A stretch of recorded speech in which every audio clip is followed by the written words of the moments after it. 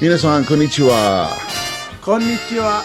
私、マークマリンです。私はグレッグ・テレです。And よろしく everybody. Welcome to Musings from Japan number 23. 23. 23, yeah. That's right. Wow. 23. 23. Man, wow, we've done 23, Greg. And that's, Yep.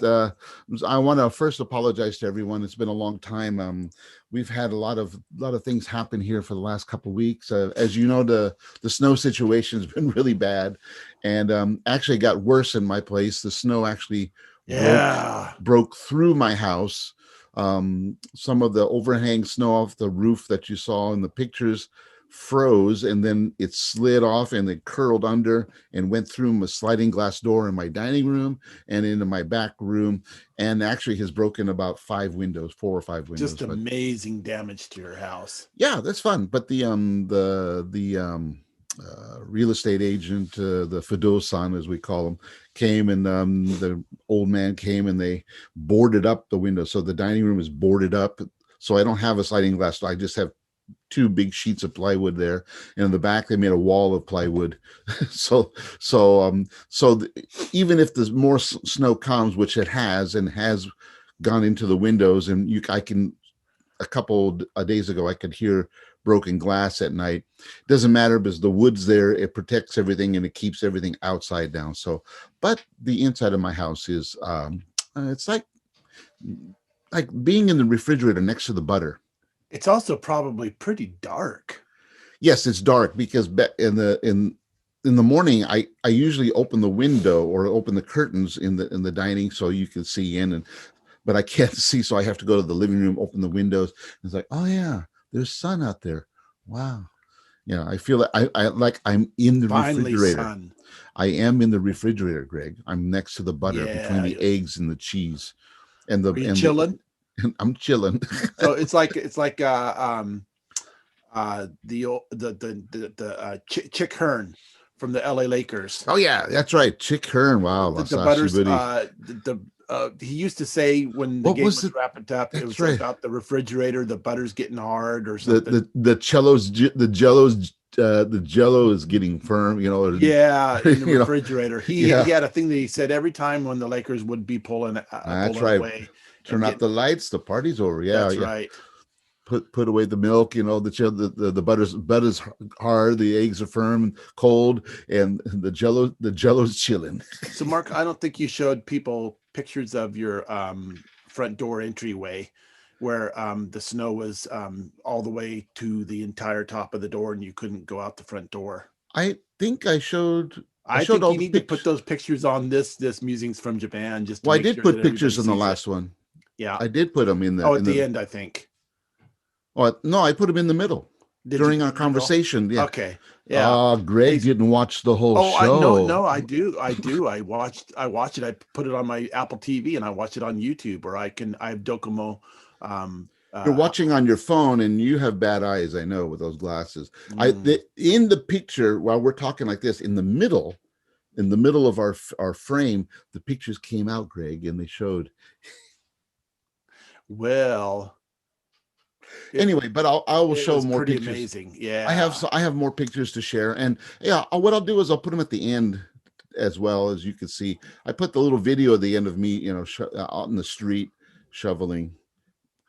Yeah, pretty amazing that that you guys have gotten so much snow. You know, I always keep in touch with my twin brother in America, and we talk almost every day. But he said in California they've had a rain. They had one big storm and that was it, basically. Yep. Yeah. And but starting this week, they're going to get a massive snowfall. Yeah. So I think that's a good thing for California. And so looks like their weather forecasts in America are pretty promising for heavy snowfall. Well, the only thing good for Californians now would be the COVID would reduce, because even if they get heavy snowfall or heavy rain, people can't go to the ski resorts, or not supposed to, at least. Last time that big storm, I was talking to my parents and they're saying, even though there's COVID, there's the social distancing, and they didn't want people to travel to go out, gather in big places.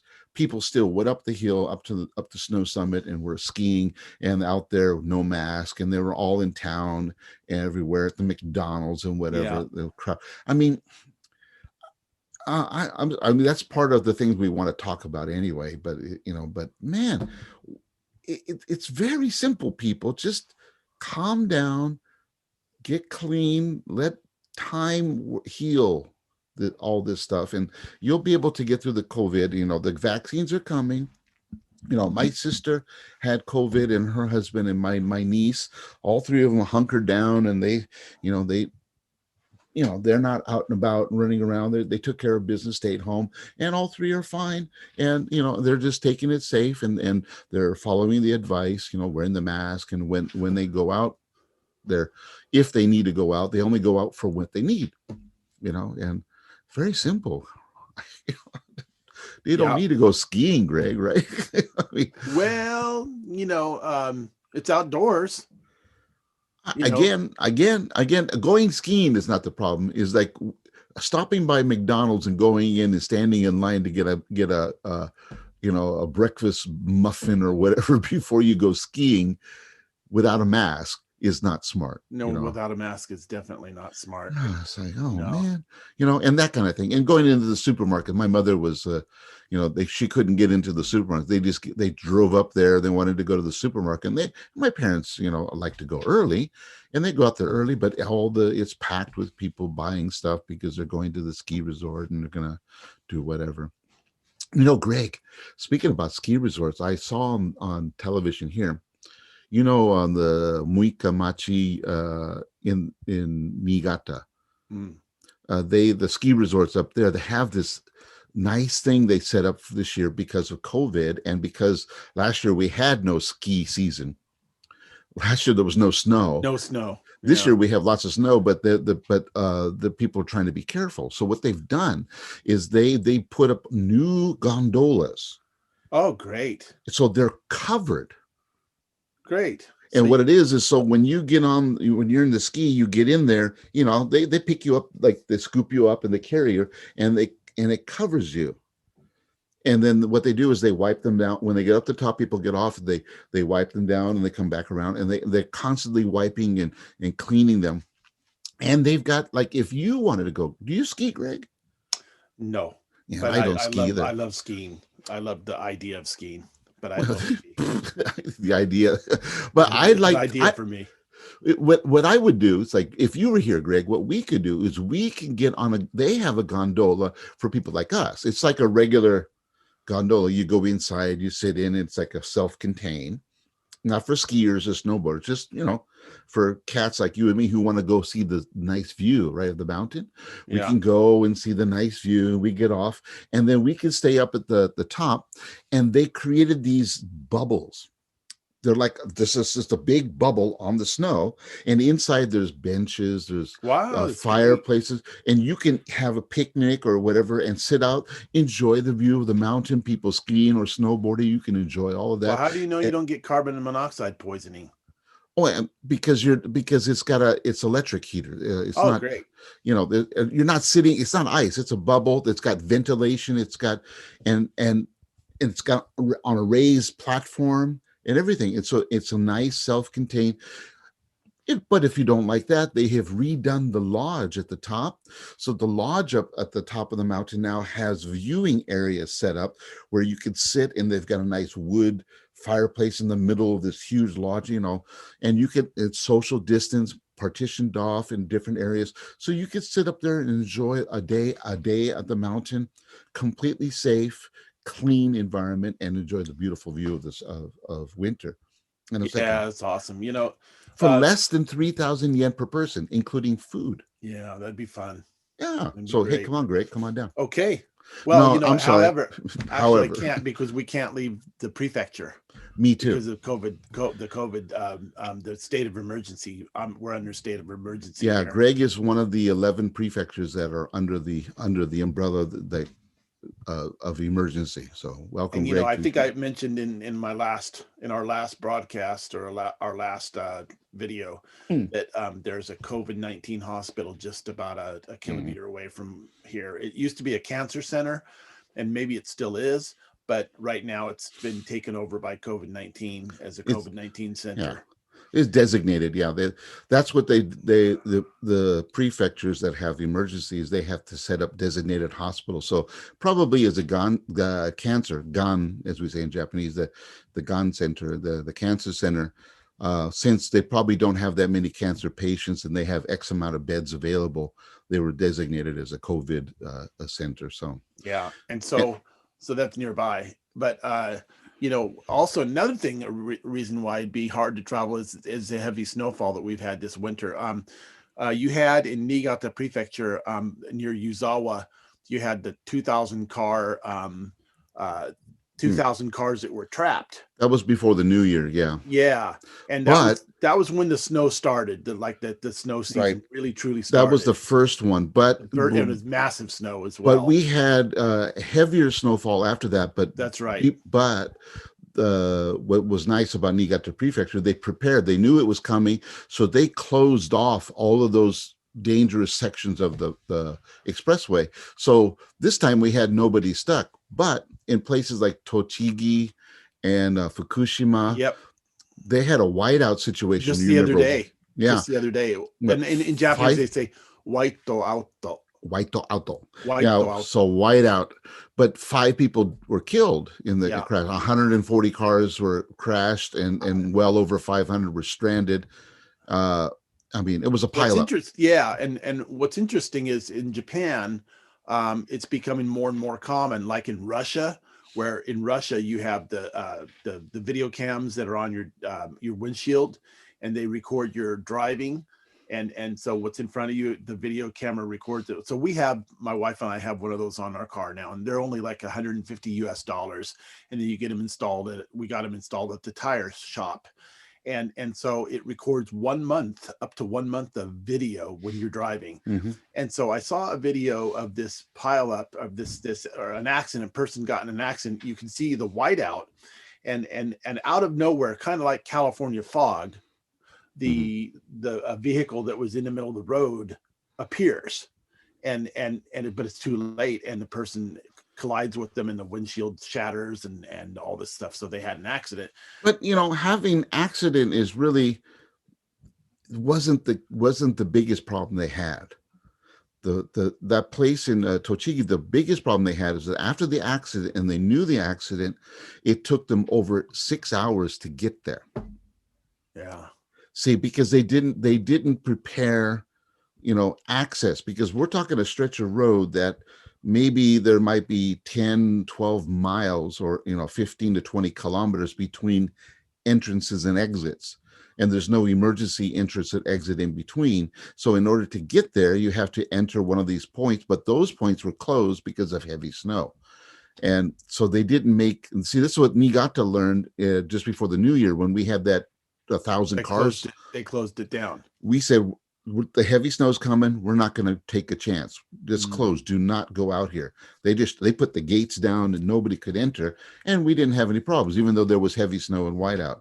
Made it inconvenient for me to go to work because they also closed the section of the expressway where I live. Yeah.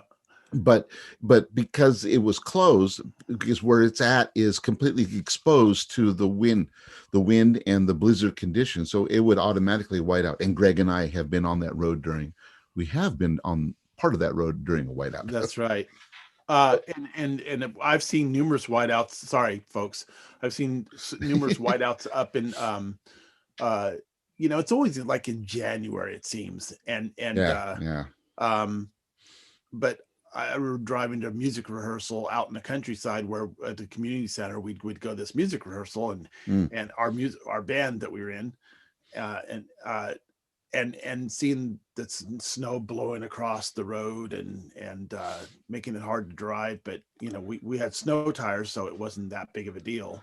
And we were driving slow. We weren't driving fast, but some of those people out in Tochigi, they're in the on the I'm sorry, the Pacific Pacific side of Ocean side, of yeah. Japan, most people, I mean, the majority of people do not prepare for winter like we do here on the I don't Japan think they do. seaside. Yeah, because the Japan seaside, you're next to the sea, and you get all the moisture from the sea. But we have heavier snow, so it's Yeah. required here to have snow tires. In fact, the police will pull you over if you don't have snow tires. So how can you tell the difference between snow tires and non-snow tires? It's the tread. You can see the tread. It's on the tread. Yeah, you can Yeah. see the tire itself is different. Yeah. Even you can have the same, you can have like, Bridgestone regular tires and Bridgestone snow tires, but you can see the tread on the outside is set up differently. And policemen know that, they're trained.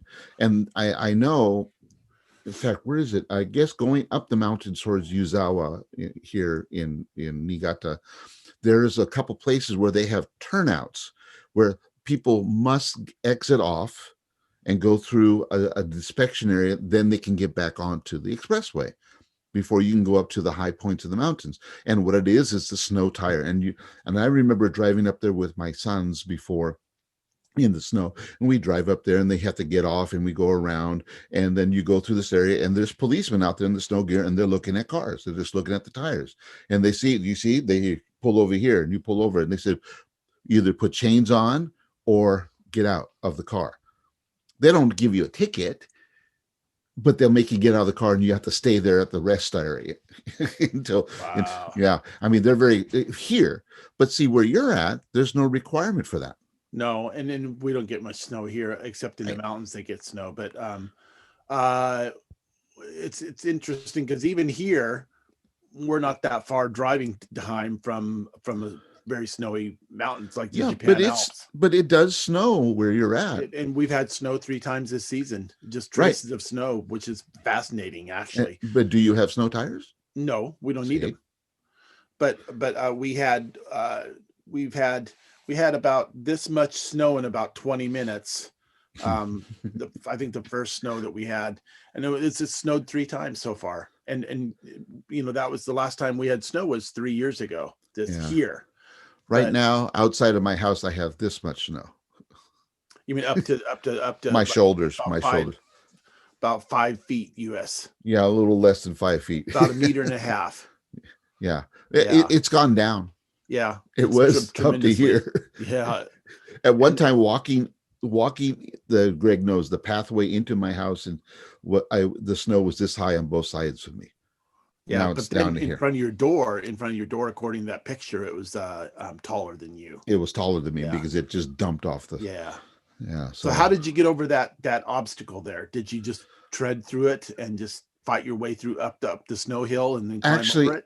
Actually, the first time I did that, and I had shoveled out and cleared it out and just climbed over. But that evening, more chunks of the snow fell off the roof and piled it up, and it was blocked. So our neighbor, we have what's called a kaidanban. Kaidanban is a community bulletin board, like memos. So we exchange information in communities here in Japan, not like the States. But we have community networks where we pay money. We have meetings. Yeah. So we have a kaidanban. We have a board of Yeah. information that we share within all the community. And we take turns, all of the people in the neighborhood take turns being the head of the community. Now, I'm not the head, thank God. But the woman, my neighbor, she's back over here. She's in charge, and she has to distribute the information. So she tried from the street. You could get up the porch because I had cleared it out and walk up, and then all of a sudden there's a wall of snow. And so what she did, she felt bad, so she went out and she shoveled path to get over so she can reach us. And then after she did that, then went out and cleared out the rest of it, and now there is kind of a little bit of ice there, but basically a neighbor helped us, because we really couldn't access it from this side, couldn't really get out there, and I couldn't even open the door. And look, I'm kind of big, it's kind of hard to get out, but thanks to her, I was able to get out of the door. So that's great. My wife's the community leader for our this year, for our local community. Now ours runs on a rotation of every 3 months. Yeah, and I don't know how far long the rotation is, but I think it might be a year. Wow. I'm You not sure. No, I it don't know. can't be a year because I think it's by regulation it's got to be like 3 or 6 months. I mean, it can't be a year. There's not one person in charge for a whole year.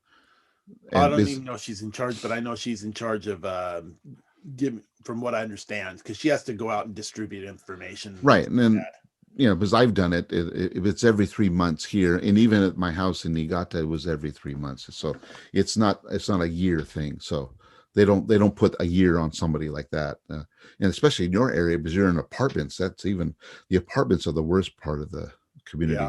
but It's just still, hard. we have a community organization, and Oh we all yeah, pay into it. And then everybody does it. there's a That little community house.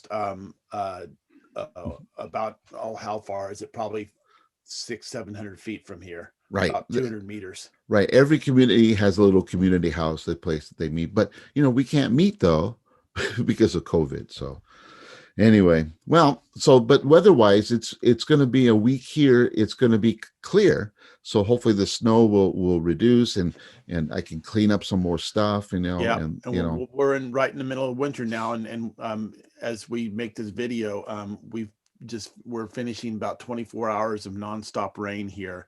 and for you, yeah. Yeah, for us, and it hasn't rained in a while. It's been really, really cold Hmm. this winter here, like bitterly cold. And but when It's I not say bitterly bitter, cold. It's not bitterly it's cold. bitterly cold. It's when it gets to freezing temperatures and it's windy. To Yeah, yeah. me, it's bitterly cold. Okay, I'll take that. And so Usually, people on the Pacific side, you become one of those. Yeah. well, Tokyo people, Osaka, Nagoya, Kobe, they have it's bitterly cold, and then but the Niigata people go, hmm.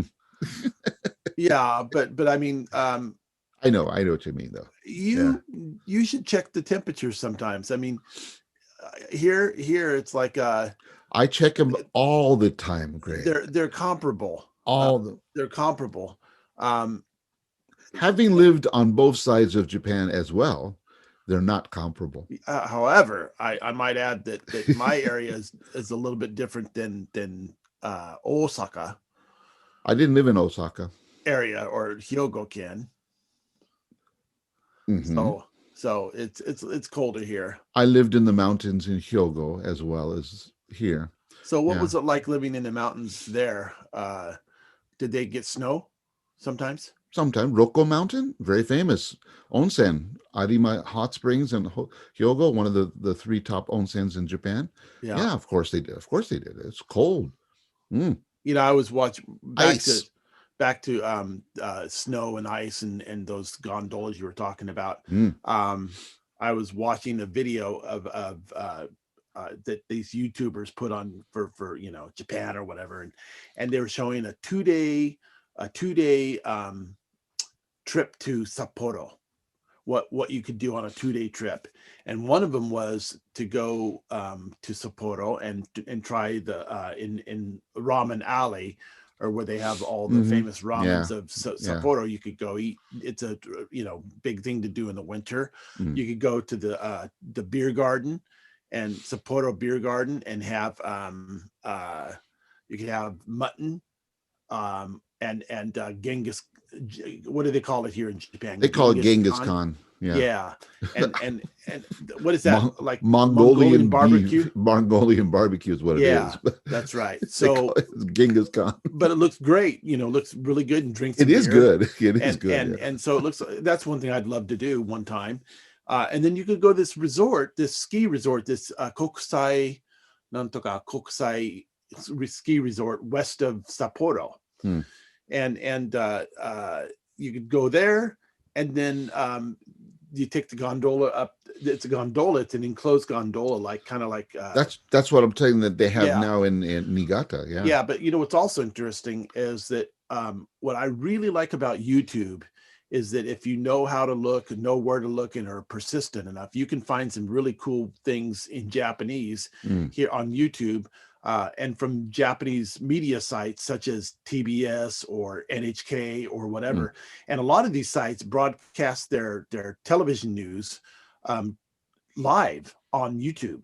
Yep. They feed it to YouTube as well, so you Mm-hmm. don't even have to have a television to watch the news. And so um, I tend to sometimes watch Hokkaido news, just because I'm curious about Hokkaido, Mm. and I like Sapporo, and um, memories of when I was a kid and I had a pen pal who lived in Sapporo, Mm. a little girl who we wrote letters to, and so I've always had this When you were young, yeah, when I was young I so you had were a this, kid too. yeah. So don't make it sound like you're a pedophile. I wouldn't even consider that, but but I was just avoiding people going, "What? Greg has a little girl in support." I don't want. no, that was I'm talking about 45 years ago. So So when you were a kid, you had that's a right. kid friend. Yeah, that's good. Okay. That's right. Disclaimer So is done. okay, so anyway, the idea of Sapporo has always been kind of exotic to me, and Yeah, I've always wanted to go. I've never made it up there.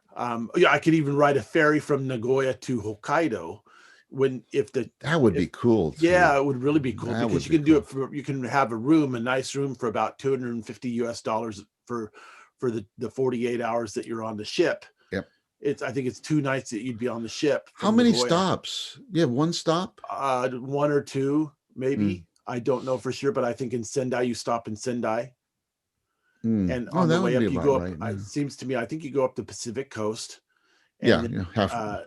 yeah, so you go up there, and then you go to the southern part of the island of Hokkaido. I don't know exactly where, but have you been up to Hokkaido? Like No, never been to you know, Hokkaido. so anyway, I've I always mean, wanted to I'm go. in Aomori, Akita, but I've never They say been to the Chitose outside. International Airport, the airport that serves Sapporo and Hokkaido, is Mm-hmm. that route between Tokyo and Hokkaido Mm-hmm. is one of the busiest air routes in the world. I didn't know that. Yeah, because it's a huge commuter route. Is it really? Yeah, I mean they have hundreds of flights a day. Yeah. Yeah, So it's I had no idea of that how busy it was. But then you look at Chitose Airport on these videos or whatever, and it's huge. yeah, It's a yeah, bustling international airport. You can fly to yeah. Vladivostok or to international sites from Well, I Sapporo. mean, yeah, I mean Incheon and Chitose are is a big connection. Yeah, I could Like imagine. like Niigata, Chitose, and Well, I imagine Fukuoka. you have, because it's such a great skiing area, that you have all these people from all over Yeah, Asia coming to yes, yes, Hokkaido, yeah, and spending the and winter vacations in that's the Hokkaido. way in. You'd be Yeah. surprised how many connections it has to like Taiwan and the Philippines and Thailand and the Southeast Asia. Will go to Chitose. They'll skip Haneda. They'll skip Chubu where you're at. They'll skip all of those and go straight to Chitose. So what about you? When you went recently, within the past couple of years, to the Philippines, how did you go? Um, Gosh, I flew on a low cost carrier, LCC. Which one was it? I forgot. It's been 2 years now. I flew down and I flew through Tokyo, uh, Haneda. Haneda. Yeah, in Tokyo. So I took what I did. I think what I did was I flew from Niigata to Haneda on the low cost carrier. I forgot which one it was. I have to look back. I flew there and then got on a Philippine low cost carrier. I think it was Philippine Air, and I flew from Philippine Air down to Davao. You didn't even stop in Manila. No, straight to Yeah, Davao. the very southern part of the Philippine Islands, That's where main islands. Duarte's hometown. Duterte. Duterte. Yeah. So My, yeah, that's right. we're talking about when I was there that he was just president for just a few months. So there was a marsh. He had declared martial law throughout the Philippines. So they had a curfew. So you couldn't be out on the street after 11. Hotels, PM. restaurants, PM, everything shut down. So when I was shopping, I would be eating, I was with a group, and you're drinking beer and stuff like that. And they said, "Oh, we got to go." I said, "Well, we're just getting started." No, we got a curfew. Okay. And so back Wow. to the hotel, and everything shuts down. There's not even the hotel has a bar open or a restaurant. Nothing is open. Go to bed. No street vendors, nothing on the street. And I remember waking up the next morning because the curfew was over by like 6 a.m. So, but I would wake up, wake up early, 5 o'clock, and I'd look out my window, and there's absolutely nobody on the street. You might see one car, but it was usually police or military car, like a military police car. Um, every time I went shopping, I went to the malls or someplace. They had all armed, and when I say armed, we're not talking a gun. We're talking, assault rifle or hanging off the shoulder, armed guards at the malls and stuff, and they would check your bags. You had no choice. They checked your bags. If they wanted to pat you down, they say they point to you with their what do you call it, the nightsticks. They point you over here, and they'll sit there and they'll get a stick, and they tap you to see if you're holding a weapon, or they hear metal or something, and they check their, I mean, going into a Starbucks was that way. I mean, it was, but it was safe. There was absolutely no crime. There was absolutely nothing going on. It was clean, dug out, and that was his hometown. So of course that place was really nice. So it was, you know, I don't Well, know. I it reminds me, I've seen videos on the internet, on YouTube or Facebook, from people posting online, and you see all these uh, homelessness in California, and one of our college friends posted from North Carolina, homelessness, and um, just scores and scores of tents and people living out on the street, which you don't see in Japan typically. No, you only see that in the big cities, in especially Tokyo. You see it in Yokohama, but maybe in Nagoya City you might see it. I don't know if you've been in that walk Yeah, around. but typically not to the extent that you Not see it. like that. No. I mean, like in Tokyo has the largest homeless population in Japan, and they live in Shinjuku, Ueno areas. And I know, and I've walked there many times, where you'll go through Ueno Park, and you will see in sections of the park, you'll see tents and everything, but they're folded and they're cleaned and they're put away, so they're not really visible. But then when the park closes at 6 or 7 or 8 o'clock, they'll come out and they'll set up their tents, and they'll be around. But it's organized.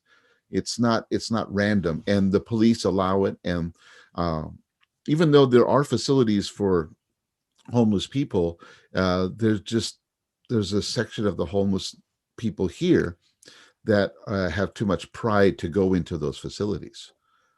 Because here it's kind of, they're homeless because of something they did in some cases, so it's kind of a sense of shame that they're doing this. But Yeah. I'm not sure about the states, and I'm not going to make. Oh, I don't want to get down that road, because I like in Hawaii, there's sections of the beaches in Hawaii, miles, where there's homeless people living on. I think I told Greg about this, but living on the beach, and I've seen them, and they're perfectly fine as long as they take care of and they clean up, and they clean up their area. They're it's kind of, I don't want to say accepted, but it's the known thing. And I Well, don't know what the infrastructure is in Hawaii to help people like that, and I don't know what it is in the North Carolina, right? I just don't know. California, we have the same thing. People living under freeways in Southern California, and on street a corners. street corner. I used to see Yeah. it. I used to see it up in the Bay Area, and I know it's worse now than it was when I was there 30 years ago. But I remember walking through San Francisco a couple of years ago with my sons, and just seeing the Mission District, which used to be, when the last time I was in the Mission District in San Francisco, was a very, I don't want to say vibrant. It was a very, you know progressive area. Nice shops. I'm not going to say clean, because every big city in America is kind of dirty in a way. Even Tokyo is dirty in a way, but going there this last time, it's just like I could. it smelled. It didn't look clean. A lot of closed, shuttered buildings and businesses, and um, you know, the smell of marijuana in the air was, Yeah. was what caught me. Yeah. My, having my son, what's that smell? That's marijuana.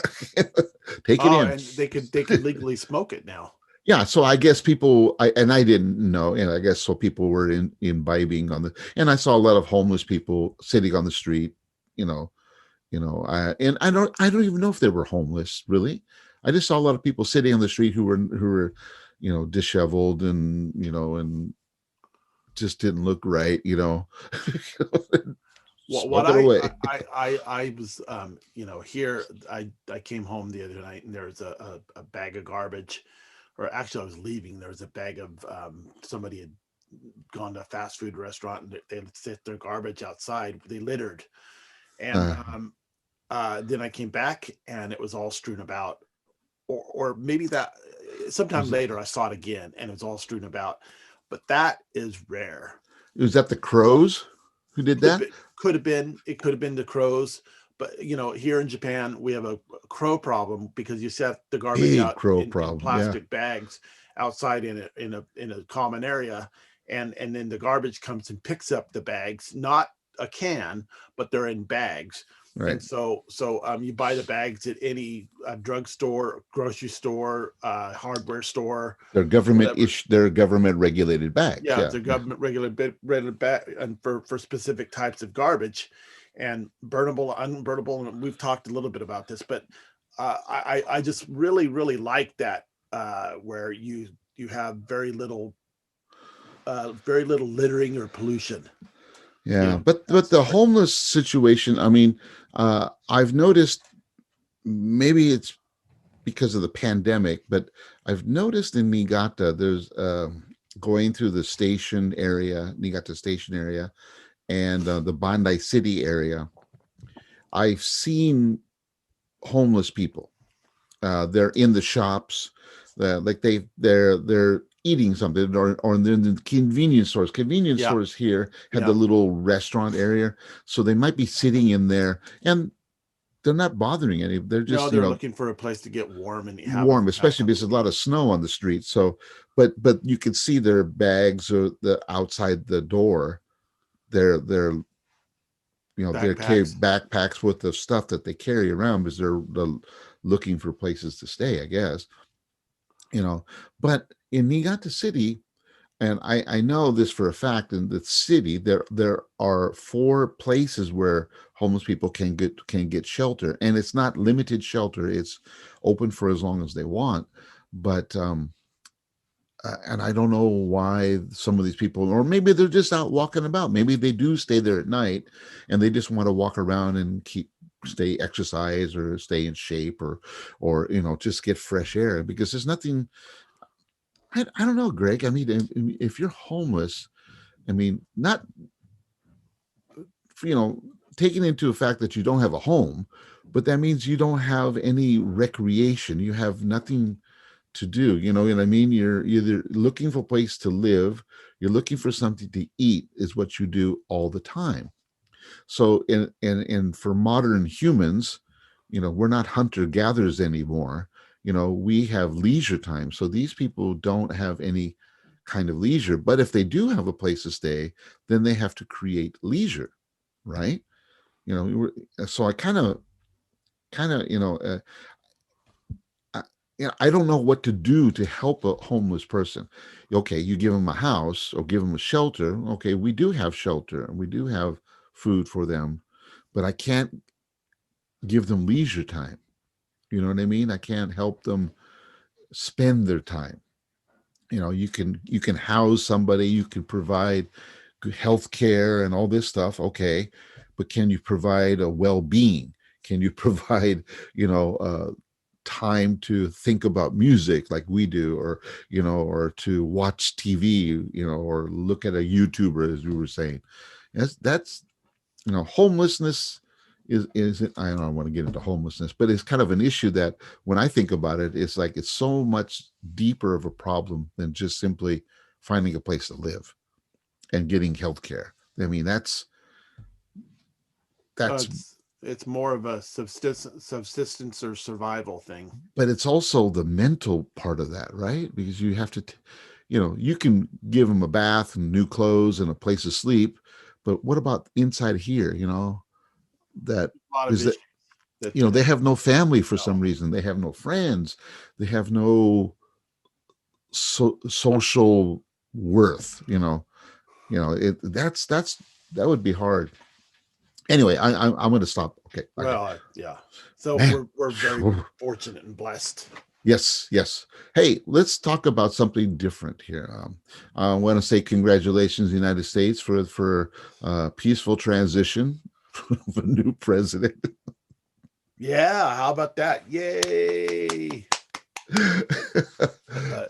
Whether Peaceful you like transition. the President Trump or not, whether you believe he did anything good or Did, not. did, did you happen to catch Lady Gaga's rendition of the national anthem, the Star Spangled Banner? No, I mean, and see, okay, I I'm a traditionalist in the way that I prefer to have the Star Spangled Banner played by the Marine Band, and don't need to be sung. I like it sung as an ensemble of the people, not as an expression of one person's sense of democracy, but as a song that can be expressed by all equally. We're not all Lady Gaga or what with Mariah Carey or the other Beyonce or whoever Yeah. sung it in the past. I mean, come on. I just want see Well, what we've done is she didn't miss any notes. well, and she did it in 4/4 time as opposed to the traditional three Well, four time. someone said some of her bars were like in 5/4. I guess I was listening to an excerpt of it. Everything was in 4/4 that I heard based on the orchestration, not listening to her sing, but based on the orchestration I heard. And it could be multimeter. I mean, that's great. Okay, what have it doesn't matter to me that her rendition. I don't care who sings it. It that's not the point of the song. And as it is, I thought just a year ago, I thought there was an issue with the content of the song. I thought part of Black Lives Matter was we want to change the national anthem because the words were some of the verses have to do with slavery, and it talks about a battle as opposed to actually American freedom. It is kind of I thought people, and the Democratic Party, I thought were the ones who represented those thoughts. I thought we were supposed to eliminate that, but all of a sudden you have Lady Gaga. Well, if Lady Gaga sings it, it's okay now. I, I get a mixed message. I mean, if the Star Spangled Banner is not what you want, if it doesn't represent all Americans, then why are you making it a big deal? Okay, That's I, good. That's a good point. I mean, that's I just. I think that well, I think it was pretty good. Well, yeah, and what I heard was good. Yeah. Yeah, and actually I thought it was fantastic. But Okay. I also think I just I don't know. I yeah. But this 19th century concept of the what we would say in Japanese, the American polka, the national anthem polka. The 19th century vision of these things doesn't play well here in the 21st century. The idea of playing a national song to represent your nation is a purely 19th century concept that we no longer live under. If do we need a song? Do we need to have a pledge of allegiance? Do we actually, and now I'm getting philosophical, do we actually need these, Greg? Think about it. You're at a school and I'm at a school. How many times have you sung the Kimi Gayo, which is the Japanese national anthem? How many times have you sung it this year? Zero. Oh, three? Zero, right? Right? Have you ever sung the Kimi Gayo, Greg? No. You've how many times have you heard it at some sort of ceremony that you've been A to? couple times a year, every year. Right? Just a couple times. That's and how many people are actually singing it? Hmm. Well, it depends upon where I was. Right, Uh, right. Sometimes the entire room would be singing it. Hmm. What kind of crowd was that? Who's all singing? Students. Students, right? Okay. Yeah, That's at elementary or junior high or high that's school, right. right? And there was a big to do about that. Before you came here 10 years ago, man, we're talking about 20, 25 years ago. There was a lawsuit actually put by one school down in Hiroshima, I believe, and that they said that it's unconstitutional to force students and teachers to sing the Kimiga, the national anthem, to force them as part of the ceremony. They could play it, but nobody has to sing it, and nobody should be forced to sing it because it used to be law that you had to have this, you had to sing it, and you had a certain whole set of statutes that go with that.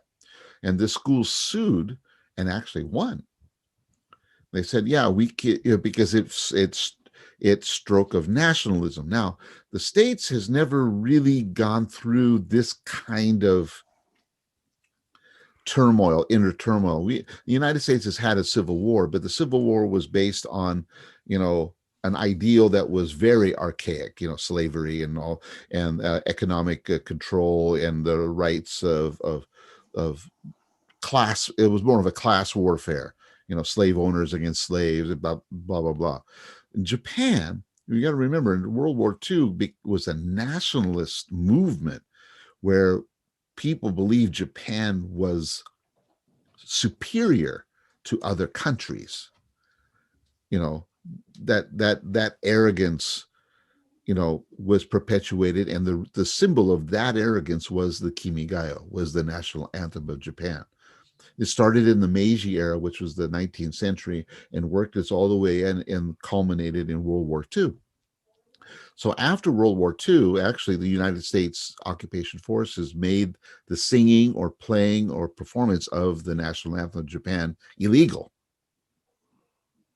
And then after the 7 years of occupation, then it was up to the Japanese people to decide what they wanted. So the government made it as a standard of all ceremony, and the they standardized it in a procedure to do that, just short of the nationalistic elements that it did before. But these teachers, the school district in Hiroshima sued. They said, no, no, it should be, you know, up to the people to decide if they want to use this or not. So since that time, and I remember because in the ceremonies that I did, because I remember in Hyogoken when I was there, we had to sing it. But after that lawsuit, no more. So we would just play it, or they play a recording. They didn't have to have the live band anymore. The students didn't have to learn it. It wasn't taught in the classes anymore what to sing. I've got students now who don't even know the words of their own national anthem because now it's not required. It's not required in their education. And I'm wondering, Greg, how many students in America actually know the verses of the Star Spangled Banner, Probably very few, I would think. I right? don't know. I don't know. So, It's been so long now since I've been there yeah, that I can't recall. right. And, and Yeah, And I mean, did you? And then you were teaching there, just a few years ago. So, were students still required in to stand up every morning and say the Pledge of I don't Allegiance? think they had to stand. I don't know. That'd be that I'd like to know our colleagues, our friends in Yeah, America, that what they have to do now. But I don't think they had to stand if they didn't want to, and I think they right, could. Um, I I don't think they had to recite the pledge if they didn't want to. right. I think what they had to do was be quiet and respect, or be respectful Hmm. of those who were doing the pledge. But I Hmm. don't think they had to recite it. They didn't have to recite. No, Yes. I Okay. don't think they could be disruptive. However, I'm Hmm. speaking just only on memory, and it's a fading memory since this is my eighth. I'm coming into my ninth spring in Japan. My ninth spring. Hmm. So yeah, it's I don't want to think about my 30th spring. well, 31st. it's pretty amazing. You know Yeah. how incredibly fast it goes. Yeah. Yeah. But it's just it's the transition of power in America, though. Presidency. I'm glad that at least people's vote determined who the next president is. But I just hope that people will take a lesson from, they're talking about, the this, we've had, we're close to insurrection. We've had the United States has been very close to this kind of thing for many, many times in history. I mean, I can go back to Eugene Debs and the early communist socialist movement in the early 20th century. He was in prison and got over 1 million votes, to be president of the United States. Um, we've had people like this. We've had movements like this. The farmers working movement in the 19th century. The Southern farmers who were trying to standardize Jim Crow throughout. I mean, we've had all these incidences in history. Just Donald Trump represents the most current thing, and actually but unlike those other ones, he actually won. So the American people should take a lesson. The they Trump was a bad president. Oh, fine, okay. You disagree with Trump, fine. He was an idiot, fine. Oh yeah, all those things, okay. Whatever you say, but you put him there. Even if you say, "Well, I didn't vote for him," yes, but there was enough people like who there was enough people to put him there. And even this last election, he got more votes than he did before. He still lost, but he got more votes. That means you got to understand, in America, there's more than 70 million people who believe like him, or believe that he was an alternative answer to what the other 70 plus million Americans believe. You got to understand, in order to have good, you have to have white. In order to have white, you have to have black. There's got to be a contrast. There's always going to be a contrast. Not everyone's going to think the same. There is no society in this world, and never has been and never will be, that everyone thinks the same or believes the same thing. So instead of sitting there trying to fight and destroy those people, because they're always going to be there, you can't destroy it. So you got to work it out. You got to build a society that, okay, well, this guy's going to be this way. So how can I compromise, or how do I get him or her to come to the middle and meet me halfway, so we can at least have an understanding? That's all I want to see in societies. Because you're not, I don't care, who the president is, you're not going to eliminate the other side. The Republic, all the thing. I'm going to get political, Greg. Sorry, slap me if I get too far. But I see on Facebook people say, "Oh, the Republicans, they're dead." Yeah, you can say they're dead. They're okay. They're weak right now, but there's always been that side of thinking. There's always been. They say that the United States is going to break out in a civil war. There's people who say that. There, and I don't. So I believe the Republic is sound. I don't. Yeah, because to me, no matter, these idiots went into the White House and tried to take over. I mean, oh, come on. I mean, that's happened before. Yeah, that happened with Andrew Jackson was president. It happened during when the British stormed in 1812. It happened before in the 20s and 30s when the KKKs marched and all the people sitting on the lawn. Now there's a gate. People forget there have been minor things like this all the time. This one escalated. Okay, great. People died. Okay, somebody has to take responsibility for that, and they'll settle that. But to sit there and to think that it was because of one person, no, no, no, no, no. This is a combination of so many different things: economic, social, political. All these things come to a head. What we need to do is to stop fighting each other and start trying to come to middle ground with everyone. I mean, now, and Joe Biden, okay, he's the president, President Biden now. I'm going to say that. Oh, he's the president now. And when he became a senator, he was under the Tip O'Neill Senate. He knows what the Democrats used to do with Republicans back in the day, how they used to work. The system that was the pre-Pelosi system. You know, it wasn't confrontational. It wasn't extreme. It was very simple. You make a deal. Now people say, "Well, I don't like these backroom politics." I'm sorry, nobody likes backroom politics, but that is exactly what you need right now. You don't need out front politics, because the problem is that with Twitter, Instagram, Line, social media, YouTube, instant news every 24 hours a day, boom, boom, boom, pound, pound, pound, pound. There's no way that you can ever get a compromise, because somebody's going to take an extreme, say something extreme, take an extreme step, push you to an extreme. And if you're trying to be a politician, because a politician's nature is to try to appeal to as many voters as you can so you can stay in your job, you're at the whim of public opinion, and the public opinion changes every minute.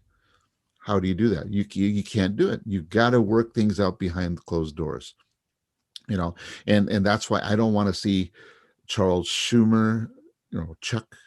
I don't want to see Nancy Pelosi. I don't want to see what's his name for the Republicans from Kentucky. What's his name? Mitch McConnell. Oh, Mitchy, yeah, Mitch McConnell. I don't want to see. I don't want to see Ted Cruz. I don't want to see any of these guys talking anymore. I want to see them sitting down in their offices with their staffs, talking to members of the other staffs of the other politicians that on the opposite side, and sit there and let's get to work. Now, President Biden said that he wants America to get to work to start solving and get this pandemic under control.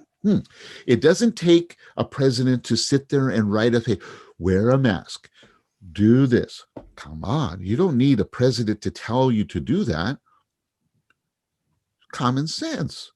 That's right. That's common sense. Right. So I don't want him wasting time writing down things like wear a mask in a public place. Don't go to this. Don't do this. Don't do that. If I wanted my father to be president, I would have voted for my father. What I want as a president is a person who's going to take the people that he's leading. He's not leading the American people. He's in charge of the government.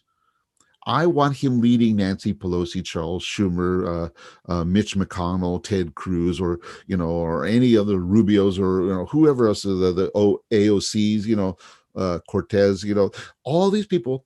The president sits down, put all these people in a room and say, okay, close the door, lock the door, close the windows, turn off the social media, put the smartphones away, and say, all right, let's get to work. We got a pandemic. Let's get it. What do we need to do right now? What do you need? What do you need? New York, what do you need? Connecticut, what do you need? Vermont, Iowa, Missouri. Tell me what you need. Write it down. Get the staff working. Okay, let's prioritize these things. I mean, right? We do this all the time, right? That's what we're supposed to do as teachers, right? Prioritize the needs of the class and get. That's what I want. Trump couldn't do that. He was a TV star. You voted for a TV star, okay, but President Obama couldn't do that. Why? Because he's got all these other people manipulating him. He's probably a great man, and he probably could have done a great job if he was allowed to do what he thought was best. Instead of voting for an image, I want to vote for a person who's going to take the job and do the job that we need. Maybe Bernie would have done that. By the way, I really enjoy the Bernie memes. There's right now there's these Bernie things going on the internet that you see everywhere. I've been sharing a lot of them. So Bernie memes. Yeah, he made it to Niigata. Do you see that? Yeah, well, his meme did. No, it was Bernie. Yeah. Anyway, I'm sorry, I went off. I'm sorry, Greg. I went off, but I wanna do say so one thing. This morning I woke up to the news that Larry King died. Yep, noticed that. And so for me, it's like people that I grew up with, listening and talking and working and enjoying. Larry King, Tommy Lasorda died last week. Don Sutton, Hank Aaron died yesterday. I mean, all heroes that I remember Well, being Larry King, even though he was a radio talk show host, he was a lifelong Dodger fan. right, but Henry Aaron, Hank Aaron, Hammer and Yeah, Hank Aaron. the home run king of the world. Yeah. Well, no, Sarahara O is the home run king of the world, but Oh, Hank that's Aaron, right. yeah, but I remember when Hank Aaron came here 20 some odd years ago, and I went to the game that he in Osaka. He came and he was with the was coaching the Giants at the time, and Henry Aaron was here with an American baseball team. They were doing, and I saw the game that they played, and I saw Hank Aaron and standing on the mound. I was at Koshien Stadium there, and they're shaking hands. I mean, this is 23, 24 years ago. Man, great stuff. I mean, Henry Aaron was a great person. I mean, I grew up reading his books about him and reading about his life. I mean, he was and I love baseball. I mean, I'm of course a Dodger fan, but everyone respected Henry Aaron. He broke Babe Ruth's record against the Dodgers, against Al Downing. This was a pitcher. It's kind of scary because we can remember when we were kids watching him play baseball. I saw him break the record. Yeah, I saw it on live on TV. They had it. They knew it was coming, and they were watching this. He's going to break the record, and then one night he broke the record. But a man who spoke well and represented he's a humanity. Great human being. Yeah. He Larry King too. There's a man who talked with everybody. I mean, I remember him doing an interview with Yasser Arafat, Shimon Peres, all people that a terrorist or whatever, extremist, or Larry King sat down, talked to them, movie stars, politicians, sports heroes, good people, bad people, whatever he didn't care. What I liked about Larry King is that he saw all facets of human life. That's why he was so popular as a talk show host.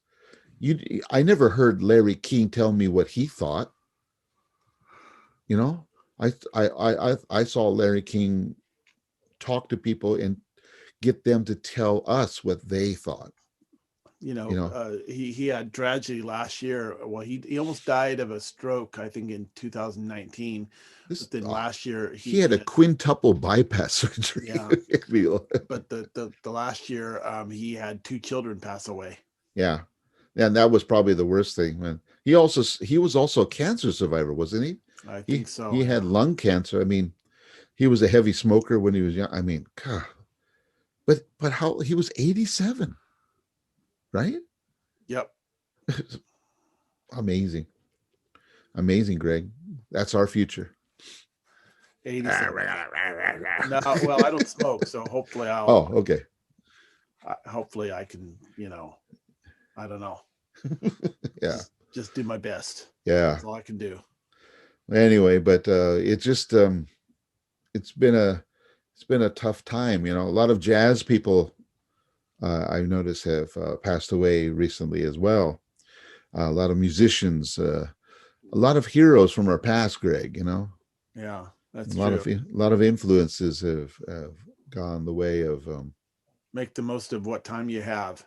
Yeah, and that's why we're doing this. That's right, man. Anyway, I'm sorry, Greg. I kept you overtime. Musings from Japan, number 23, folks. It was a dark day. Yeah, it is a dark day. It's like still raining, and maybe I can honestly say it's blue sky here. Is it really blue sky? Let me look out the window. Yep, blue sky. Not a cloud in the sky. It's puffy and it's clean. It's nice. Snow is melting, Greg. Yay! So You can see. Greg's under that green cloud. Yay. Yeah. Enjoy the weather down there. See where it says Niigata up there on the Greggy's little thing? Up there says Niigata. It's clear. There's not a cloud in the sky. Got the sun in your eyes. Wouldn't be surprised if it were a dream. Yeah, but the rain's going to continue, and looks like it'll continue through in the afternoon, or into the early evening hours here. Oh, and then Ty's calling. Should I take the call?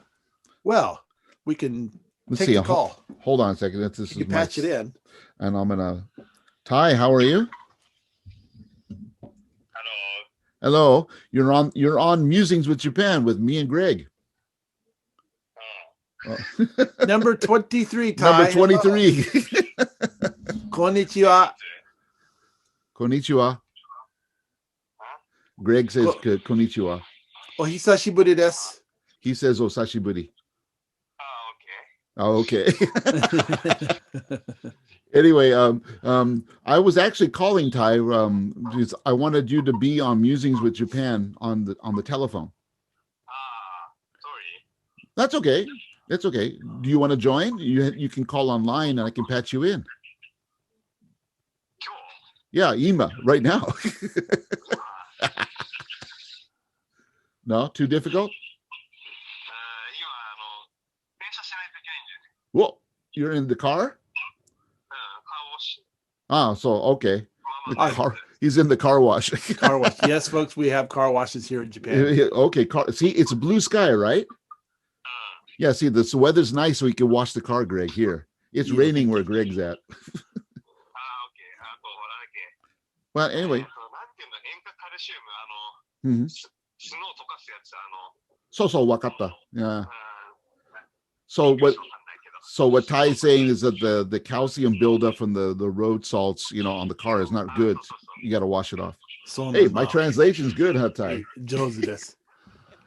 Anyway, Ty, I'll see you at work tomorrow. Okay. Yeah, and I've got some towels for you and socks and other prizes. Okay. Okay. I'll bring it to work. So anyway, thanks for joining us for Musing. Say goodbye to Ty, everyone. Bye. Goodbye, Ty. Bye. Daijoubu. See you, man. Bye. Okay, bye-bye. Bye. It's お父さんちょっと変かな?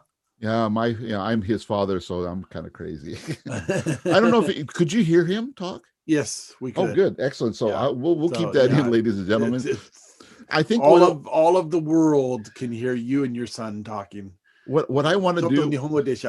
Man, what I want to do, everyone, ladies and gentlemen, is that we're going to introduce my son doesn't know this yet, but for next time, we're going to introduce a new section in Musings from Japan called Hello, Ty. Hello, Ty. So yeah. I'm going to have him call. I'm going to have him call online, and I could patch line into our Zoom call here, and then he can call, and we could talk to him both, and you can hear him, Greg, that way. That's great. Yeah. So next time we're going to feature our new section of Music from Japan. Hello, Ty. Hello, Ty. And I'll have a little graphic, a little window. So today was just a hint. So anyway, thank you from Musings from Japan, number 23. Everyone have a great day. Enjoy the new presidency, and let's think positive things, because this was too dark. I'm sorry. So all right. See you guys. Ciao, Greg. Ciao.